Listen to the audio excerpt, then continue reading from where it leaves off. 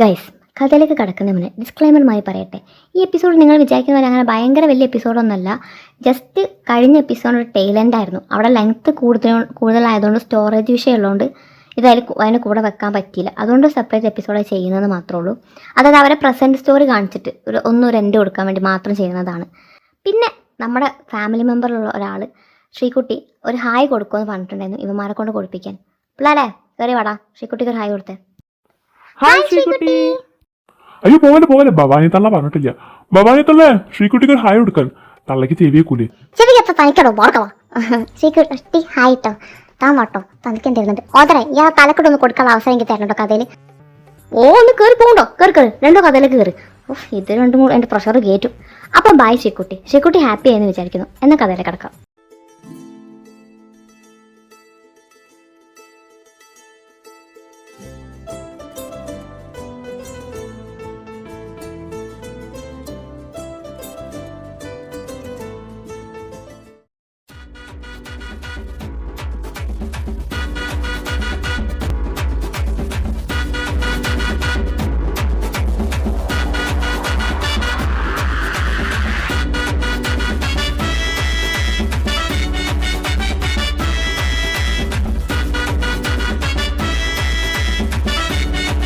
എടാ, നിങ്ങൾ നിങ്ങളുടെ രാവിലെ കെട്ടി ഒരുങ്ങിയിട്ട് ഞങ്ങൾ അങ്ങോട്ട് പോകുന്നില്ല, പക്ഷെ വേറെ ചിലർ ഇങ്ങോട്ടൊക്കെ വരുന്നുണ്ട്.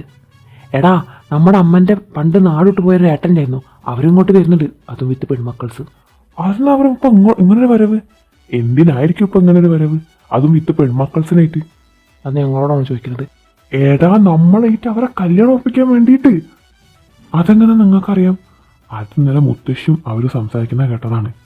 അതുകൊണ്ടല്ലേ ഞങ്ങൾ ഇങ്ങനെ കെട്ടിയിരിക്കും നിൽക്കുന്നത്. ഫസ്റ്റ് ഇംപ്രഷൻ ഇതിന് വെറുതെ കൊളാക്കാൻ നിൽക്കുന്നത്. അത് ശരിയാ, first impression is the best impression അല്ലേ, അതുകൊണ്ട് ഒട്ടും കുറയ്ക്കണ്ട. എന്നാൽ പിന്നെ നിങ്ങളൊരു കാര്യം ചെയ്യും, നിങ്ങളൊക്കെ റെഡിയാവും, ഞാൻ കുറച്ചൊരു താഴെ ഇറങ്ങിക്കോളാം. തറവാട്ടിൽ നിന്ന് വന്നത് പിന്നെ അവരുടെ എല്ലാവരുടെ ഉള്ളിൽ നിന്നും ഡാർക്ക് വാമ്പേഴ്സും വൈറ്റ് ഫാരീസും പോയിട്ടുണ്ടായിരുന്നു. അവരുടെ ആട് ഓർമ്മകൾ തന്നെ ഇപ്പോൾ ഇവരുടെ ഉള്ളിലില്ല. എന്നാൽ ഗൗരവിൻ്റെ കാര്യം അങ്ങനെയല്ലായിരുന്നു. അവനിൽ നിന്നും ഏതൻ പൂർണ്ണമായിട്ട് പോയിട്ടില്ലായിരുന്നു. ഏത മാത്രമല്ല, അവൻ്റെ അരുന്ധതിയും. മനസ്സിൽ അരുന്ധതി ഇപ്പോഴും കിടക്കുന്നത് കൊണ്ട് തന്നെ ആയിരിക്കാം ഗൗരവിന് മറ്റൊരു റിലേഷനിലാവാൻ താല്പര്യം തോന്നാഞ്ഞത്. അതുകൊണ്ട് തന്നെ ആയിരിക്കാം അമ്മാവൻ്റെ പെൺമക്കൾ വരുന്നെന്ന് പറഞ്ഞിട്ടും അതിന് വലിയ താല്പര്യം ഗൗരവ് കാണിക്കാഞ്ഞത്.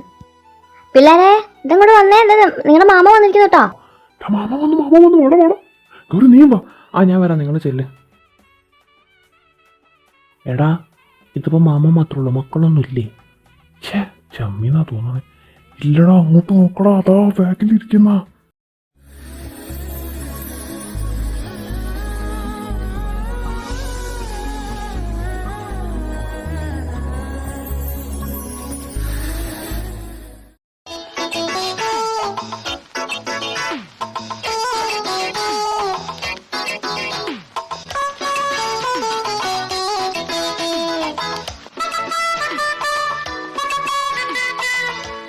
ഇവർ 5 പേരുള്ളൂ, നമ്മൾ 7 പേരില്ലേ? അപ്പൊ മിക്കവാറും റെഡി നടക്കും.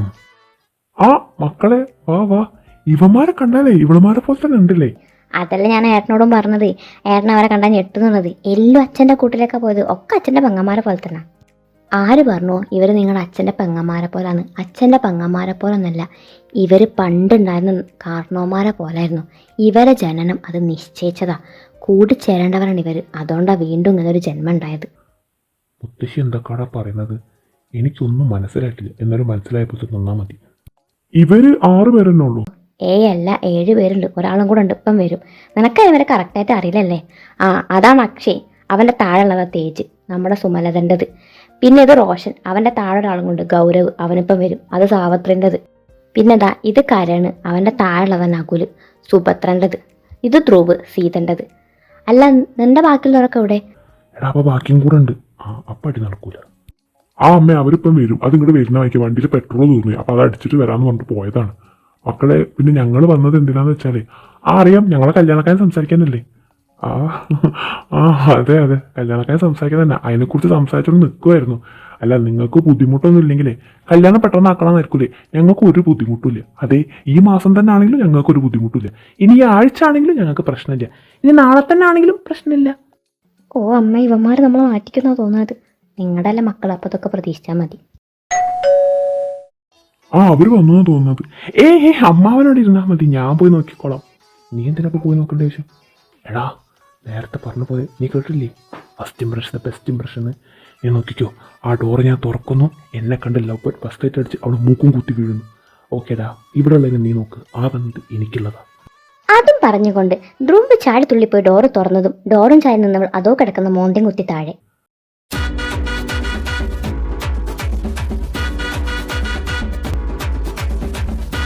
എടാ മൂക്കും കുത്തി വീഴുന്നു വന്നിട്ട് ഇതിപ്പോൾ മോന്തയും കുത്തിയാണല്ലോ പോകുന്നത്.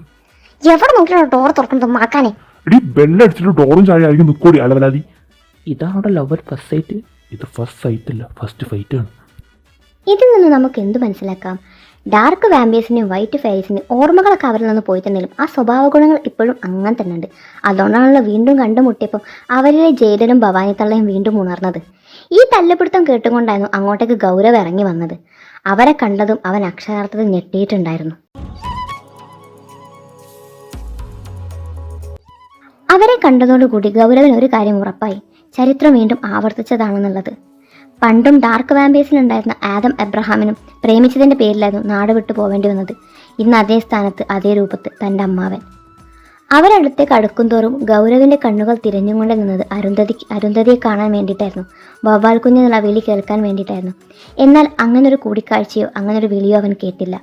അതിൽ നിന്ന് തന്നെ അവന് മനസ്സിലായിട്ടുണ്ടായിരുന്നു, ഇവരെല്ലാവരും കഴിഞ്ഞ ജന്മത്തിൽ ഒന്നിച്ചവരാണ്, ഒന്നിച്ചിട്ടും ഒരുമിച്ച് ജീവിക്കാൻ പറ്റാത്തവർ. അതുകൊണ്ടായിരിക്കാം ഒരു പക്ഷേ അവർക്ക് വീണ്ടും ഒരു പുനർജന്മം ഉണ്ടായത്. തൻ്റെ പുനർജന്മത്തിന് ഒറ്റ നിയോഗം മാത്രമേ ഉണ്ടായിരുന്നുള്ളൂ, കഴിഞ്ഞ ജന്മത്തിൽ ഒന്നിക്കാണ്ട് പോയ അരുന്ധതിയും ഏതനെയും ഒന്നിപ്പിക്കുക. അത് താൻ സാധിച്ചും ചെയ്തു. ഒരു പക്ഷേ ഈ ഒരു ജന്മത്തിൽ തനിക്കൊരു പാതി കാണില്ല. ഏയ് ഗൗരവ്, എന്താണ് ആലോചിച്ചിരിക്കുന്നത്? എന്താ കണ്ണൊക്കെ നിറഞ്ഞിരിക്കുന്നത്? ഏയ് ഒന്നുമില്ല, കണ്ണിലെന്തോ പോയതാ. നിങ്ങൾ വന്നിട്ട് കുറേ നേരമായോ? ഇല്ല, അതപ്പോൾ എത്തിയിട്ടുള്ളൂ. അല്ലടാ, അവിടെ രണ്ടെണ്ണം ഉണ്ടായിരുന്നല്ലോ, അതവിടെ പോയി. അതാ അവരങ്ങോട്ട് വന്ന് നിൽക്കണ്. ആ ധ്രുവ് വരുന്നുണ്ടല്ലോ. എന്ത് വെച്ചില്ല കുട്ട, ഫസ്റ്റ് ഇംപ്രഷൻ നന്നായിരുന്നു. ഒന്ന് കോടോർന്ന് എന്തായാലും ഒരു കാര്യം ഉറപ്പിച്ചു, ആ കോടാലി ആരെ തലക്കാണ് വരുന്നത്, അവർ പെട്ടു. മിക്കവാറും നടക്കണായിരിക്കും. വിശ്വ, അപ്പം നമുക്ക് കാര്യത്തിലേക്ക് വരാം. ഇവിടെ നിന്ന് അങ്ങോട്ട് 6 മാസം കഴിഞ്ഞാലേ ഇവരുടെ കല്യാണം അങ്ങോട്ട് നടത്താം. 6 മാസോ? എന്തിനാ മുത്തശ്ശി ഇത്ര സമയം കിടക്കുന്നേ? അതന്നെ, അതിനെടുക്കാൻ മുത്തശ്ശി തട്ടിപ്പോയല്ലോ. ഇപ്പം തന്നെ എക്സ്പയറി ഡേറ്റും കഴിഞ്ഞ് നിൽക്ക്. ഞാൻ അങ്ങനെ തട്ടിയൊന്നും പോകത്തില്ല. ഈ പോക്കാണെങ്കിൽ മിക്കവാറും നീയൊക്കെ ആയിരിക്കും തട്ടിപ്പോവുണ്ടാവും. ഓഹോ, ഡാർക്ക്. അതുമാത്രമല്ല, ഈ 6 മാസം കൊണ്ട് നിങ്ങൾക്ക് അവരൊന്ന് പരിചയപ്പെടാലോ. പിന്നെ നിങ്ങളുടെ കൂടെ തന്നെ ഗൗരവിൻ്റെ കല്യാണവും നടത്തണം. അപ്പോൾ അവനൊരു പെണ്ണും നോക്കണം. എനിക്ക് പെണ്ണൊന്നും നോക്കണ്ട. ഗൗരവ്, സോറി, അതമ്മ, എനിക്കിപ്പോൾ നിങ്ങൾ പെണ്ണൊന്നും നോക്കണ്ട. എന്തു പറ്റി? നിനക്ക് ഞാൻ ഏതെങ്കിലും പെണ്ണിനെ ഇഷ്ടമുണ്ടോ? അങ്ങനെയാണെങ്കിൽ നീ അത് പറഞ്ഞു, നമുക്ക് ഈ കൂട്ടത്തിൽ അതും കൂടെ അങ്ങ് നടത്താം. മുത്തശ്ശി, അത് പിന്നെ അവനൊരു പെൺകുട്ടിനെ ഇഷ്ടമായിരുന്നു, പക്ഷെ ആ കുട്ടി ഇപ്പം ഇല്ല. അതെങ്ങനെ നിങ്ങൾക്കറിയാം? നിങ്ങൾ കണ്ടിട്ടുണ്ടോ കുട്ടീനെ? ഞങ്ങളാളെ കണ്ടിട്ടൊന്നുമില്ല. പക്ഷേ ഞങ്ങളുടെ കൂടെ വർക്ക് ചെയ്യുന്ന ഒരു പെൺകുട്ടിക്ക് ഗൗരവനെ ഇഷ്ടമെന്ന് പറഞ്ഞ സമയത്ത് അപ്പം അവൻ തന്നെ പറഞ്ഞത് ഈ ഒരു കുട്ടീൻ്റെ കാര്യം. അങ്ങനെ ഞങ്ങൾ കൂടെ അറിയുന്നത്. മുത്തശ്ശി എന്തായാലും അവന് കുറച്ച് സമയം കൊടുക്കുക. ഒരാളെ അത്രമാത്രം സ്നേഹിച്ചിട്ട് അയാളെ സ്ഥാനത്തേക്ക് വേറൊരാളെ കാണാൻ പറയുമ്പോൾ അത് ബുദ്ധിമുട്ടായിരിക്കുമല്ലോ. നിങ്ങൾ എനിക്ക് എത്ര സമയം തന്നിട്ടും കാര്യമില്ല, അവളെ സ്ഥാനത്തേക്ക് എനിക്ക് വേറൊരാളെ കാണാൻ പറ്റില്ല. അതുകൊണ്ട് എൻ്റെ കാര്യം ഇനി ആരും ഡിസ്കസ് ചെയ്യും വേണ്ട. ഗൗരവ്, വേണ്ട, അവനെ വിളിക്കണ്ട, പോയിക്കോട്ടെ. എനിക്ക് മനസ്സിലാവും അവൻ്റെ മനസ്സ്. ഇനി ആരും അവനത് പറഞ്ഞ് നിർബന്ധിക്കും വേണ്ട, മനസ്സിലായല്ലോ? പിന്നെ നിങ്ങളോടാ, 6 മാസം കഴിഞ്ഞാൽ നിങ്ങളുടെ കല്യാണം. അതിനിടക്ക് നിങ്ങൾക്ക് അവരെ പരിചയപ്പെടാം. അവരെ കൂടെ പുറത്തൊക്കെ വേണമെങ്കിൽ ഒന്ന് പോയിന്ന് വെച്ചും കുഴപ്പമൊന്നുമില്ല. അതിനമ്മേ, അവർക്ക് അറിയില്ലല്ലോ ഇതിലിപ്പോൾ ആരൊക്കെയായിട്ട് അവരെ കല്യാണം ഉറപ്പിച്ചെന്നുള്ളത്. ഓ, അതൊക്കെ ഞങ്ങൾക്കറിയാം. അതെങ്ങനെ നിങ്ങൾക്കറിയാം? ഞങ്ങൾ നിങ്ങളോടൊന്നും പറഞ്ഞിട്ടില്ലല്ലോ. തൂക്കിയല്ലോ നാഥാ. ചാങ്കോ, നീ അറിഞ്ഞോ? ഞങ്ങൾ വിട്ടു. പറ, അമ്മ ചോദിച്ച ശരി തന്നെയല്ലേ? ഞങ്ങളും നിങ്ങളുടെ അടുത്തൊന്നും പറഞ്ഞിട്ടില്ല, അമ്മയും പറഞ്ഞിട്ടില്ല. അപ്പോൾ നിങ്ങൾക്ക് എങ്ങനെ അറിയാം? അത് പിന്നെ അച്ഛ, ഞങ്ങളുടെ 6th സെൻസ് പറഞ്ഞതാ. ഇപ്പം സത്യം പറഞ്ഞില്ല, നിങ്ങളെ പല സെൻസും ഇപ്പോൾ സംസാരിക്കും. സത്യം പറയടി. പോരാളി വാളെടുക്കുന്നതിന് മുന്നേ സത്യം പറയണത് നല്ലത്. അത് പിന്നെ അമ്മ ഇങ്ങനെ ഇവരെ പറ്റിയൊക്കെ ഞങ്ങളോട് പറയാറുണ്ടായിരുന്നല്ലോ. പിന്നെ മുത്തശ്ശനോട് സംസാരിച്ചപ്പോഴും ഇവരെ കാണാൻ ഞങ്ങളെപ്പോലാന്നൊക്കെ പറഞ്ഞപ്പോൾ ഒരു കൗതുകത്തിൻ്റെ പുറത്തൊന്ന് തിരഞ്ഞതായിരുന്നു ഇൻസ്റ്റയിൽ. അങ്ങനെ കിട്ടിയതാ. പിന്നെ അവിടെ നിന്ന് അങ്ങോട്ട് ചാറ്റ് ചെയ്ത് തുടങ്ങി. പിന്നെ എപ്പോഴും ഇഷ്ടമായി. എടാ പെണ്ണുങ്ങളെ, അപ്പം നിങ്ങൾ തമ്മിൽ ഇഷ്ടത്തിലായിരുന്നു. ഒരു സർപ്രൈസ് തരാമെന്ന് വിചാരിച്ചാ. വല്ലാത്ത സർപ്രൈസ് പോയി. അവർ പോട്ടെ, നിങ്ങൾക്ക് ഞാനൊരു സർപ്രൈസ് തരുന്നുണ്ട്. ഓ, അപ്പം പിന്നെ ഒരു പരിചയപ്പെടലൊന്നും ആവശ്യമില്ല. ഇല്ല, അതല്ല മുത്തശ്ശി, ഞങ്ങൾ ആദ്യം പറഞ്ഞേ കല്യാണം തന്നെ വെറുതെ 6 മാസം വരെയൊക്കെ നീട്ടുന്നതാണ്. അതന്നെയാ ഇപ്പം ഞാനും ആലോചിക്കുന്നത്. ഗൗരവിനെ പിന്നെ പെണ്ണ് നോക്കേണ്ട കാര്യമൊന്നുമില്ല. ഇവർക്കിട്ട് പരിചയപ്പെടേണ്ട ഒരു ആവശ്യമില്ല. പിന്നെ അതിൻ്റെ കല്യാണം നീട്ടി വെക്കുന്നേ. നമുക്ക് അടുത്ത മാസം തന്നെ അങ്ങോട്ട് നടത്താൻ വിശ്വാ. എന്താ നിനക്ക് ഓക്കെ അല്ലേ? ബാക്കിയുള്ളവർക്കോ? ഞങ്ങൾക്ക് എതിർപ്പൊന്നുമില്ല. അയ്യോ മുത്തശ്ശി, എന്നെ ഈ കൂട്ടത്തിലൊന്നും പെടുത്തല്ലേ. ഞാൻ ഇവരെ കൂട്ടത്തിലൊന്നും ഉണ്ടായിട്ടില്ല. ഞാൻ ഈ മാക്രിനെ കാണാൻ എപ്പോഴാ? അപ്പോ ആ കോടാലി നിങ്ങളുടെ നാട്ടിലും അല്ലേ? അല്ല, അതല്ലേ ഞങ്ങൾ പറഞ്ഞത് നിനക്കുള്ളതെന്ന്. ഇപ്പം എന്താ ഇപ്പം ചെയ്യുക? ആകെ പെട്ടല്ലോ. ഒരു കാര്യം ചെയ്യും, ഒരു മാസം കൊണ്ട് ഇവർ തമ്മിൽ ഓക്കെ ആവുകയാണെങ്കിലേ നമുക്കൊരു മാസം കൊണ്ട് തന്നെ കല്യാണം നടത്താം.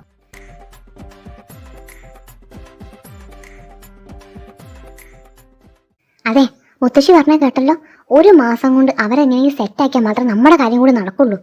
സെറ്റാക്കാന്ന് പറയുമ്പോൾ സെറ്റ് ആവൂ. പോലെ രണ്ടും കൂടി ആദ്യത്തെ കൂടിക്കാഴ്ച തന്നെ അടിപിടിയിൽ തുടങ്ങിയതു.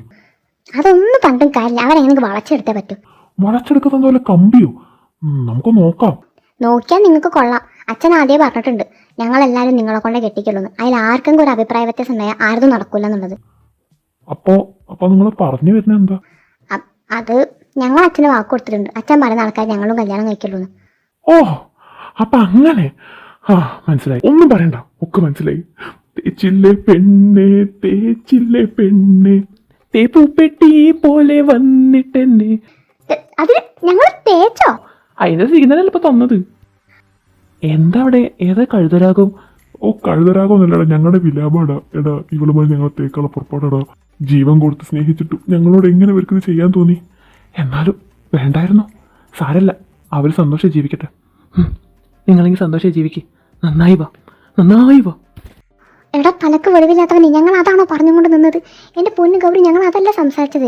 ഞങ്ങൾ പറഞ്ഞതേ ധ്രുവിനെയും അഞ്ജുവിനെ എങ്ങനെ ഒന്നിപ്പിക്കാനാ. അതിന് മറിയാവുന്നവർക്ക് ആ പറഞ്ഞത് മനസ്സിലാക്കില്ല. അച്ഛൻ പറഞ്ഞിട്ടുണ്ട് എല്ലാവരും കല്യാണം അച്ഛൻ ഒരുമിച്ച് നടത്തുന്നുള്ളത്. അപ്പം ഞങ്ങൾ ഏതെങ്കിലും ഒരാൾ പിന്മാറിക്കഴിഞ്ഞാൽ ആ കല്യാണം നടക്കൂല. അതാണ് ഇവന്മാർക്ക് പറഞ്ഞ് മനസ്സിലാക്കി വെച്ച് കൊടുക്കാൻ ശ്രമിക്കുന്നത്. അതെങ്ങനെ പറയുന്ന ഫുള്ളും കൂടി കേൾക്കൂലല്ലോ. എടാ, ഇവര് പറഞ്ഞാലും കാര്യമില്ലേ? നിങ്ങളിവിടെ കിടന്ന് പട്ടി മോങ്ങുന്നവരെ മോങ്ങാതെ അവരെങ്ങനെ ഒന്നിപ്പിക്കാൻ നോക്കടാ. ഗൗരവ് പറഞ്ഞത് കേട്ടപ്പോൾ അത് ശരിയാന്ന് അവർക്കും തോന്നി. അതുകൊണ്ട് തന്നെ ചിത്രാഞ്ജലിനെയും ധ്രുവിനെ ഒന്നിപ്പിക്കാൻ വേണ്ടി അവർ മാക്സിമം ശ്രമിച്ചു. പക്ഷേ ഒന്നും നടന്നില്ല. കാരണം ഒന്നിക്കുക എന്നുള്ള ബോധം ആ രണ്ടെണ്ണത്തിനും കൂടി വേണമല്ലോ. എടോ, ഇവിടെ ഉണ്ടായിരുന്ന ജ്യൂസ് എവിടെ? ഓ, അത് ഞാൻ അടുത്ത് കുടിച്ചു. തനിക്കെടുത്ത് കുടിക്കാൻ ഞാൻ സ്കോഷ് കഴിക്കി വെച്ചിരിക്കല്ല. അതെന്റെ ജ്യൂസായിരുന്നു. അതിന്റെ മേലെ നിന്റെ ജ്യൂസ് പേരൊന്നും എഴുതി വെച്ചിട്ടില്ലായിരുന്നു. ചളി അടിക്കല്ലേ കേട്ടോ മുത്തശ്ശി. ഇതിനൊരു തീരുമാനം എടുത്തേ പറ്റൂ. ആ കൊക്കച്ചി തല എന്റെ ജ്യൂസ് എടുത്ത് കുടിച്ചു. എന്റെ പൊന്നു മുത്തശ്ശി, എനിക്ക് അറിയത്തില്ലെന്ന് അത് ഭവാനി തള്ളണ്ടാന്നുള്ളത്. അവിടെ തന്നെ പോകാൻ തളം നോക്കാന്. മുത്തശ്ശി, ഒന്നെങ്കിൽ വീട്ടിൽ ഞാൻ അല്ലെങ്കിൽ ഇയാള്. എന്നാ നീ പോയിച്ചോ, ഗെറ്റ് ഔട്ട്. എന്നെ കെട്ടോട്ട് അടിക്കാൻ മാത്രം നീ ആടെ മാറിയോണ്ടേ. മൊത്തവനോടി മാക്രി. இன்னைக்கு அடிக்கிற அடியில மூஞ்சி முகரையெல்லாம் பஞ்சராயிரணும். நீ பாக்குற இன்னைக்கு சகல என் அடிய பார்த்தது இல்லையா? பார், என்ன அடிங்கிறத மட்டும் நீ இன்னைக்கு பாக்குற.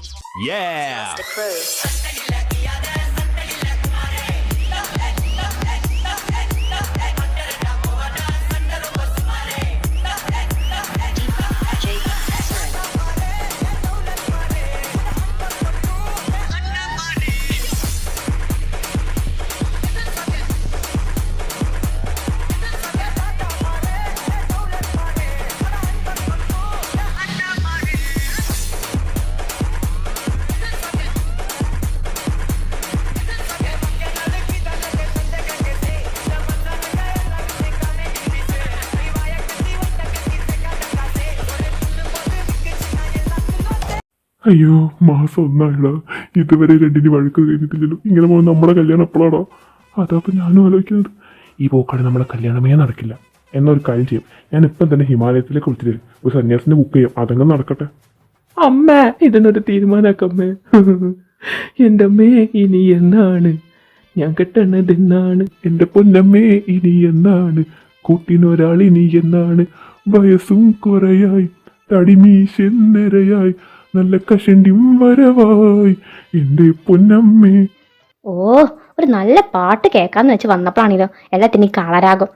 കാളരാകല്ല മുത്തശ്ശി, ഞങ്ങളുടെ അവസ്ഥ പറഞ്ഞതാണ്. മുത്തശ്ശി ഒരു തീരുമാനം എടുത്തേ പറ്റൂ. എന്ത് തീരുമാനം? പറഞ്ഞല്ലോ, എൻ്റെ തീരുമാനം ഞാൻ ഓൾറെഡി പറഞ്ഞു. മുത്തശ്ശിക്ക് ഈ 2 കൊച്ചുമക്കൾ മാത്രമേ ഉള്ളൂ. ഞങ്ങളൊന്നും കൊച്ചുമക്കളല്ലേ. ഞങ്ങൾ ഇഷ്ടത്തിന് വരിയില്ലേ? അതന്നെ, ഇവർ സന്തോഷം മാത്രമേ മുത്തശ്ശി നോക്കുന്നുള്ളൂ. ദേ, എല്ലാവരും കൂടി കേൾക്കാൻ വേണ്ടി പറയാം. ഈ മാസം ഞങ്ങളുടെ കല്യാണം നടത്തിയിട്ടില്ലാന്നുണ്ടെങ്കിലല്ലോ, ഇല്ലെങ്കിൽ ഞങ്ങൾ ഇവരെ കൂടാണ്ട് ഒളിച്ചോടി പോകും. പിന്നെ കുടുംബത്തിന് ചീത്തപ്പേരുണ്ടാക്കിക്കൊണ്ട് ഒരു കാര്യമില്ല. അതെന്നെ പറയാനുള്ളൂ. നല്ല തീരുമാനം. അതാകുമ്പോൾ അച്ഛനും അമ്മയ്ക്കും ലാഭമായല്ലോ. പൊന്നിനൊക്കെ ഇപ്പം എന്താ വില? എന്നാൽ നിങ്ങളൊരു കാര്യം ചെയ്യൂ, ഈ മാസം തന്നെ ഒളിച്ചോടുള്ള പ്രിപ്പറേഷൻ തുടങ്ങിക്കോളൂ. രണ്ടും കാക്കാൻ വേണ്ടി പറയാണ്. ഈ മസിൽ കണ്ടോ, ഞാൻ വെറുതെ ഉരുട്ടിക്കയറ്റി വെച്ചതല്ല. വെറുതെ തന്നെ കൈക്ക് പണി ഉണ്ടാക്കരുത്. പിന്നെ ഒന്നും നോക്കില്ല, വേഗം രണ്ടു കല്യാണം സമ്മതം അറിയിച്ചു. പേടിച്ചിട്ടൊന്നല്ല കേട്ടോ, വെറുതെ തന്നെ മസിൽ പണിൻ്റെ കൈക്ക് പണി ഉണ്ടാക്കുന്നത്. അതുകൊണ്ട് മാത്രമാണ്. അവർ സമ്മതം കിട്ടിയതോടുകൂടി കല്യാണത്തിന് ഒരുക്കങ്ങൾ ഷടപടേ എന്ന് പറഞ്ഞിട്ടായിരുന്നു.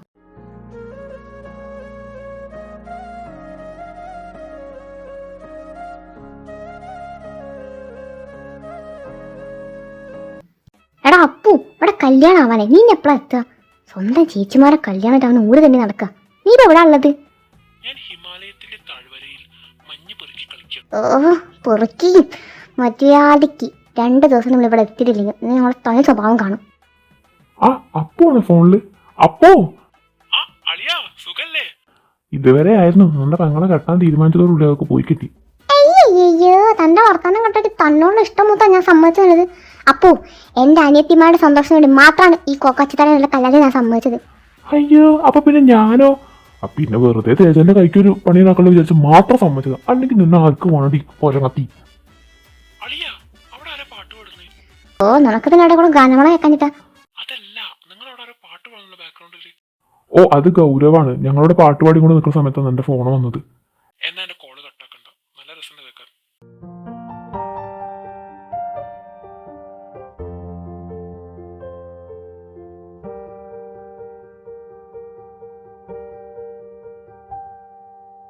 ദേവദാരു പൂത്ത കാലം നീ മറന്നുവോ? അന്നു ദേവതമാർ ചൂടി തന്ന പൂ മറന്നുവോ? ദേവദൂതുമായി വന്നൊരെൻ്റെ സ്വപ്നമേ, ദേവലോകമിന്നെനിക്ക് നഷ്ടസ്വർഗമോ? കഴിഞ്ഞു പോയ കാലം കാറ്റിനക്കരെ, കൊഴിഞ്ഞു പോയ രാഗം കടലിനക്കരെ. ഓർമ്മകളെ ഓർമ്മകളെ നിന്നെയോർത്തു കരയുന്നു ഞാൻ. നിന്റെ ഓർമ്മകളിൽ വീണുറഞ്ഞു പിടയുന്നു ഞാൻ. ഹായ് ഗൗരവ്, തന്നെ പരിചയപ്പെടാനുള്ള സമയം കിട്ടാറില്ലല്ലോ. അതെനിക്കറിയാം, എങ്ങനെ കിട്ടാനാ? ധ്രുവിൻ്റെ അഞ്ജുവിൻ്റെ ഇടയിൽ കിടന്ന് പ്രശ്നം തീർക്കാനേ നിനക്ക് നേരം ഉണ്ടാവലുള്ളൂ. അത് ഓർമ്മിപ്പിക്കല്ലേ പൊന്നെ, അവരിടയിൽ കിടന്ന് ഞെരുങ്ങി തീരാനായിരിക്കും എന്റെ വിധി. പിന്നെ തന്റെ പാട്ട് കൊള്ളാട്ടോ, നന്നായിട്ടുണ്ട്. തനിക്കിപ്പോഴും അവളെ നല്ലോണം മിസ് ചെയ്യുന്നുണ്ടല്ലേ? മറ്റെന്തിനേക്കാളും എനിക്ക് തോന്നി തന്റെ പാട്ട് കേട്ടപ്പോ തന്നെ. എനിവേ നമുക്കിന്ന് കല്യാണത്തിന് കാണാം.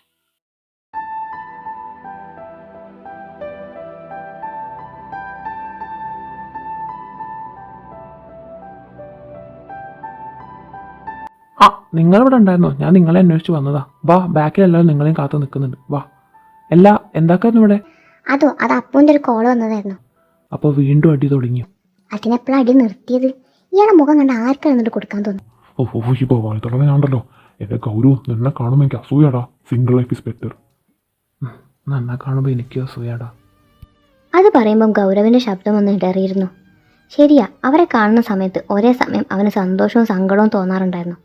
സന്തോഷം അവർ ഒരുമിച്ചതിൽ ഗൗരവിന് സന്തോഷം തോന്നിയിട്ടുണ്ട്. എന്നാൽ ആരും തനിക്ക് വേണ്ടി പുനർജനിക്കാത്തതിലും അവർക്ക് ഒരുമിക്കാൻ കഴിയാത്തതിലും ഗൗരവിന് സങ്കടവും തോന്നാറുണ്ടായിരുന്നു. എന്തോ അവൻ അവളെ വല്ലാതെ മിസ് ചെയ്യാറുണ്ട്.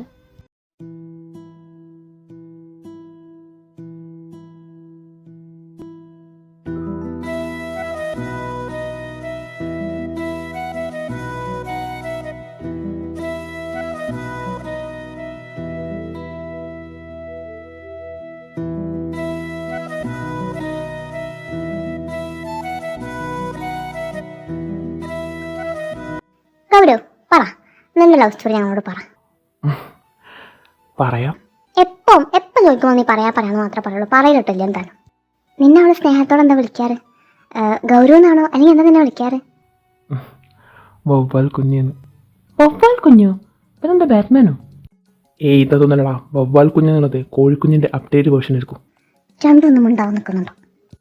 ഗൗരവ് പറയടോ, എപ്പം ചോദിക്കുമ്പോൾ നീ പറയാന്നുള്ളത് ഇതേവരെ പറഞ്ഞിട്ടില്ല. അത് ഞാനത് പറഞ്ഞാൽ നിങ്ങൾക്കിപ്പോൾ അത് മനസ്സിലാവില്ല. എന്നെങ്കിലും നിങ്ങൾക്ക് മനസ്സിലാക്കാൻ പറ്റുമെന്ന് തോന്നുന്ന സമയത്ത് ഞാൻ പറയുന്നുണ്ട്. നിനക്ക് അവളെ നല്ലോണം മിസ് ചെയ്യുന്നുണ്ടല്ലേ? ആ മതി മതി സംസാരിച്ചിരുന്നൊക്കെ. നാളെ കഴിഞ്ഞാലേ കല്യാണം. പോയി ഉറങ്ങാൻ നോക്കല്ലോ.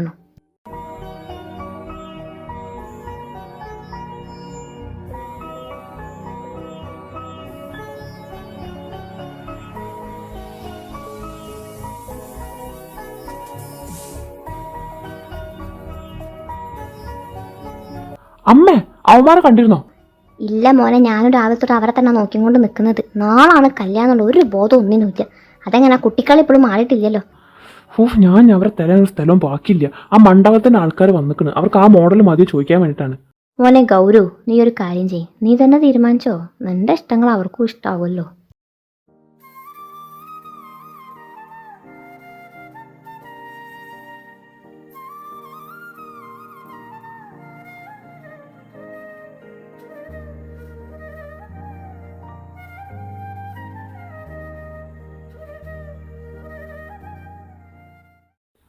ഓ, ഇപ്പോഴെങ്കിലും വിളിക്കാൻ തോന്നിയല്ലോ.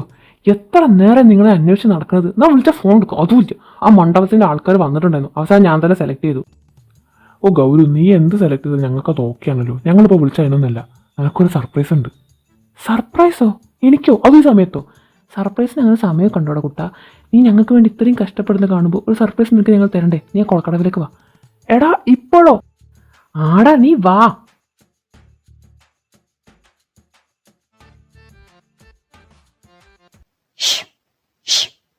കുഞ്ഞേ,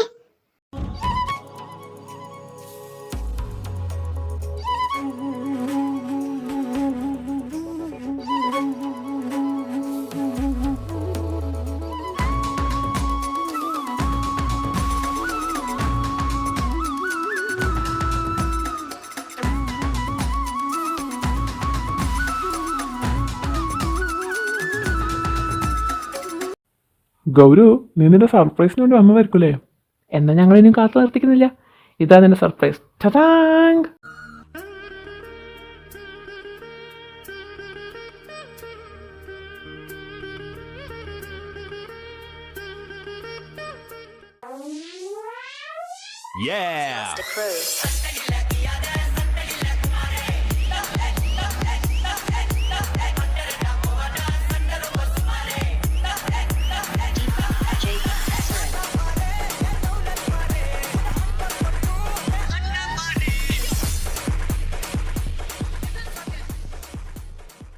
ഷേടാ, ഈ 70കളുടെ വസന്തായിരുന്നു ഇവന്റെ ആള്.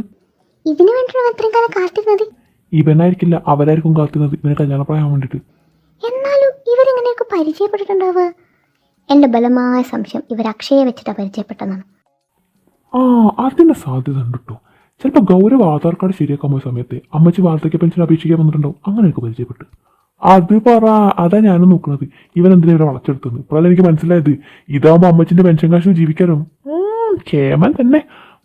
തനി രാവണൻ 10 തലയാണ് അവന്. എന്നിട്ട് ബാക്കി 9 തല ഇവിടെ. അത് അവനെടുത്ത് പുഴുങ്ങി തിന്നു. നിനക്ക് എന്തൊക്കെ പറഞ്ഞിട്ട് ഭവാൻ തള്ളേ? ഒന്നും നിർത്ത് രണ്ടാളും. അതൊന്നല്ല, ഇത് ഗൗരവനെ നഴ്സറി പഠിപ്പിച്ച ടീച്ചറാ അല്ല ഗൗരു? ആ സാധ്യത നമുക്ക് തള്ളിക്കളയാൻ പറ്റില്ല. ഇവന്റെ കോഴിത്തരം വെച്ചിട്ട് മിക്കവാറും അവൻ അലക്കിച്ച് ആ ടീച്ചറെ വളച്ചെടുത്ത് കാണും. അപ്പം തുടങ്ങിയ പ്രണയാലോ നിങ്ങളുടേത്? ദിവ്യ പ്രണയം. ഒന്നും മിണ്ടാതെ നിൽക്കുക നിങ്ങൾ. അവനാകെ ഞെട്ടി നിൽക്കുക. ഞെട്ടാതെ നിൽക്കോ? അവൻ സ്വപ്നത്തിൽ പോലും വിചാരിച്ച് കാണണം അവൻ്റെ ആളെ നമ്മൾ കണ്ടുപിടിക്കുന്നുള്ളത്. എൻ്റെ കൗരു, നീ ഇത് പറഞ്ഞാൽ വിശ്വസിക്കൂല.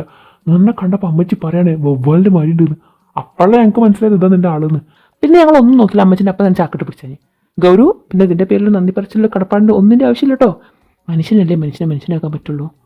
എന്താ നീ പറഞ്ഞത്? നിന്റെ ആളെ കണ്ടുപിടിച്ചാൽ പറഞ്ഞാൽ ഞങ്ങൾക്ക് ട്രീറ്റ് ഉണ്ടെന്നോ? അതിൻ്റെ ഒന്നും ആവശ്യമില്ലായിരുന്നു ഗൗരു. നീ ഞങ്ങൾ ഗുച്ചക്കി കളഞ്ഞു. അതെന്താ നിങ്ങൾ മുടക്കാൻ നിൽക്കുന്നത്? അവൻ അങ്ങനെ തരാൻ വല്ല ആഗ്രഹം തന്നോട്ടെ. ഗൗരി, നീ ട്രീറ്റൊക്കെ തന്നോട്ടോ. ഞാൻ ഒരു അക്ഷരം മുന്നേ ഞാൻ എല്ലാത്തിനും പുറത്തു മുക്കി കൊല്ലു. അല്ല പിന്നെ ഇവിടെ കണ്ടുപിടുത്തവർ വന്നിക്കോ. ന്യൂസ് ചെയ്തെന്ന് പുരാവസ്തു നീറ്റും ആളാണ് പോലും. ഗൗരു, അപ്പൊ ഇതല്ല നിന്റെ ആള്? ഇനി നിങ്ങൾ തമ്മിൽ ബ്രേക്കപ്പ് ആയതാണോ? ബ്രേക്കപ്പ് ആക്കണം ആരോഗ്യമൊക്കെ അമ്മച്ചിക്ക് ഉണ്ടോടാ? എല്ലാത്തിനും ഇവിടെ കണ്ടുപിടുത്തവർ വന്നിക്കോ. അച്ഛൻ്റെ മൂടും പോയി. എല്ലാത്തിനും ഉരിച്ചെടുക്കണ ദേഷ്യം എനിക്കിപ്പോ. ഇതെല്ലാം പിഞ്ഞു.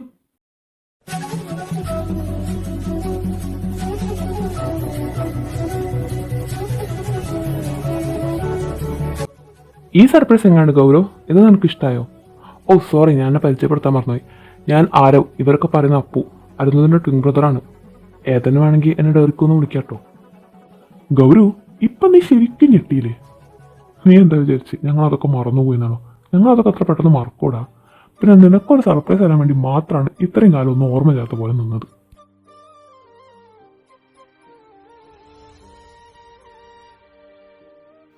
ഷേ, ഇങ്ങനെ കരയാതെ ബൊബ്ബാൽ കുഞ്ഞെ. നീ പൊടി പൊടി, നീ ഇത്രയും കാലം ഇവിടെ ഉണ്ടായിട്ടോ എന്നെ കാണാൻ വരഞ്ഞത്? പിന്നെ നീ ഇപ്പം അതിനാണ്ടി വന്നത്? ആ, അത് നല്ല ചോദ്യം. ഞാൻ വന്നില്ലേ പിന്നെ നിന്നെ ആര് കെട്ടട ചക്ക? എന്താ നോക്കുന്നേ? എൻ്റെ ബൊബ്ബാൽ കുഞ്ഞെ, നീയല്ലേ ആ മണ്ഡപത്തിൻ്റെ കാര്യങ്ങളൊക്കെ നോക്കിയത്?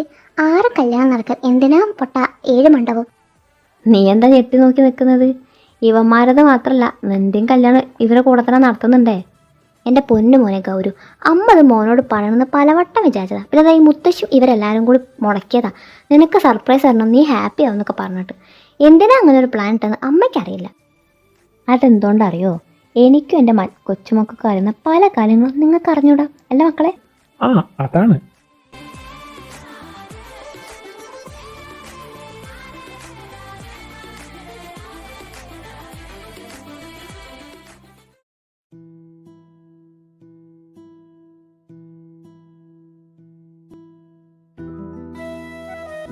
എന്നാലും അരിപ്പൊടി, എനിക്കിത് ഒട്ടും വിശ്വസിക്കാൻ പറ്റുന്നില്ല.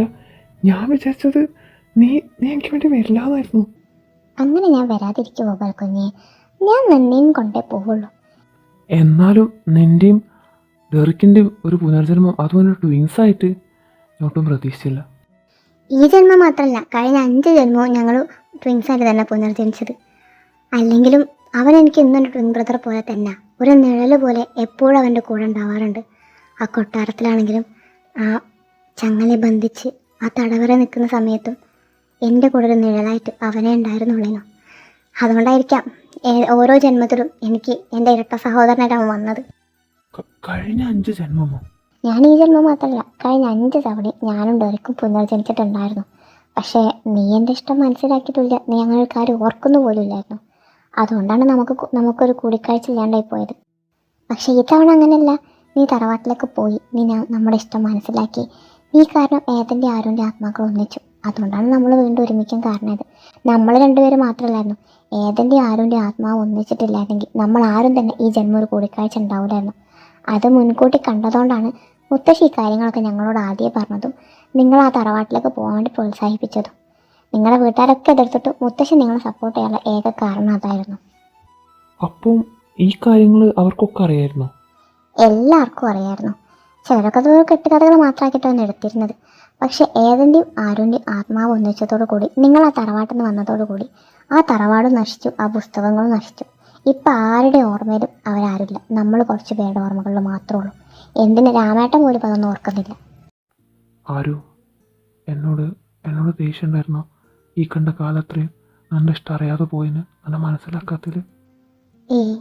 എനിക്കൊരു ദേഷ്യമില്ല. എനിക്കറിയാം, അറിഞ്ഞുകൊണ്ട് നീ ഒരിക്കലും അങ്ങനെ ചെയ്യില്ല എന്നുള്ളത്. നീ എന്നെ എത്രമാത്രം ഇഷ്ടപ്പെടുന്നുണ്ടെന്നുള്ളത്.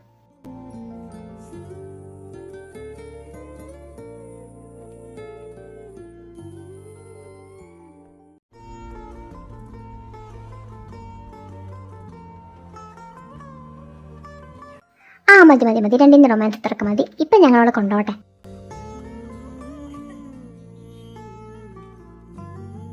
ഇപ്പം നാളത്തെ ഡ്രസ്സ് പോലും സെലക്ട് ചെയ്തിട്ടില്ല. അതുകൊണ്ട് ബാക്കിയൊക്കെ നീ കല്യാണം കഴിഞ്ഞിട്ട്, അപ്പം നീ കല്യാണ മണ്ഡപത്തിൽ വെച്ച് കാണാം.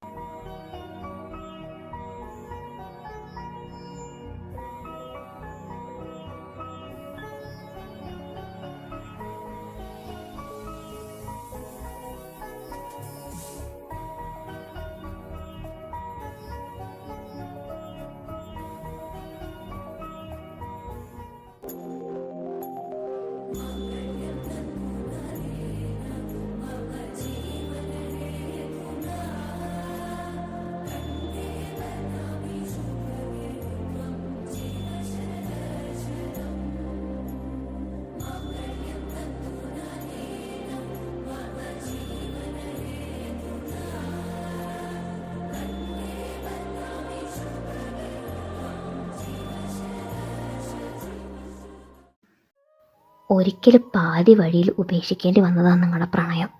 പല കാരണം കൊണ്ടും ഇപ്പം നിങ്ങൾ വീണ്ടും ഒരുമിച്ച് കാണുമ്പോൾ മുത്തശ്ശിക്ക് ഒരുപാട് സന്തോഷമുണ്ട്. ഞങ്ങൾക്കും ഒരുപാട് സന്തോഷമുണ്ട് മുത്തശ്ശിനെ വീണ്ടും കാണാൻ കഴിഞ്ഞതിൽ, വീണ്ടും ഞങ്ങളുടെ കൂടെ ഞങ്ങളുടെ മുത്തശ്ശിയായിട്ട് എന്നെ കിട്ടിയതിൽ. അന്ന് ഒരുപാട് നന്ദി പറയണമെന്നുണ്ടായിരുന്നു, പക്ഷെ പറയാൻ സാധിച്ചില്ല.